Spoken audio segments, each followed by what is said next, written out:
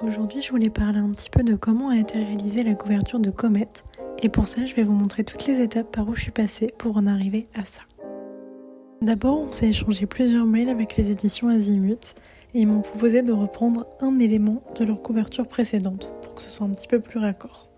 Ils m'ont partagé ensuite quelques idées qu'ils avaient et de là, j'ai commencé à faire plusieurs croquis vraiment très rapides juste pour voir l'idée générale que ça pouvait rendre et je leur ai envoyé tout ça. De là, ils m'ont vite répondu qu'ils avaient eu un coup de cœur particulier et je me suis lancée dans un croquis un petit peu plus détaillé et en couleur cette fois-ci. À partir de là, le travail a pu commencer un peu tout doucement. J'ai dû faire attention à faire un fond plutôt homogène pour laisser le titre bien lisible, à bien placer mes personnages pour que tout soit harmonieux et qu'il n'y ait aucun souci pour l'impression. Parce que oui, l'impression est faite en risographie, alors c'est tout nouveau pour moi. Comme la riso elle se fait à la main en s'occupant des couleurs séparément, il y a quelques paramètres que j'ai dû prendre en compte et comme je travaille sur Procreate, j'ai bien fait attention de séparer mes couleurs sur différents calques. Et de là du coup j'ai pu me lancer sur l'illustration. Alors d'abord j'ai voulu prendre quelques petites références, j'ai pioché dans ce que je connaissais pour faire des petites fées assez mignonnes et de là j'ai pu me lancer dans l'illustration.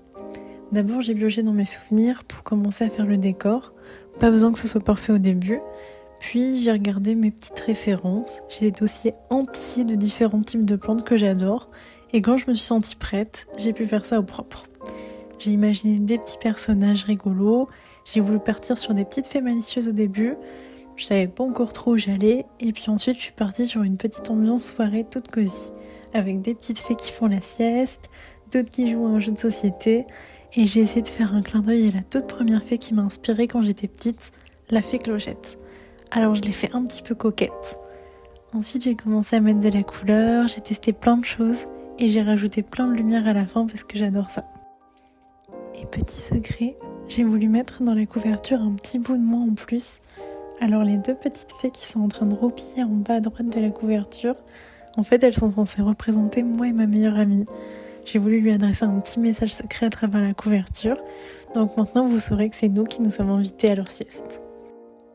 Il y a encore plein de petits éléments que j'ai peaufinés au fur et à mesure, mais comme ça, vous en savez un petit peu plus sur la réalisation de la couverture et de son histoire.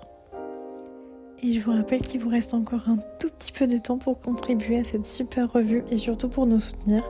Alors rendez-vous sur la page Ulule pour se la procurer. Et moi, je vous laisse ici. Merci de m'avoir écouté.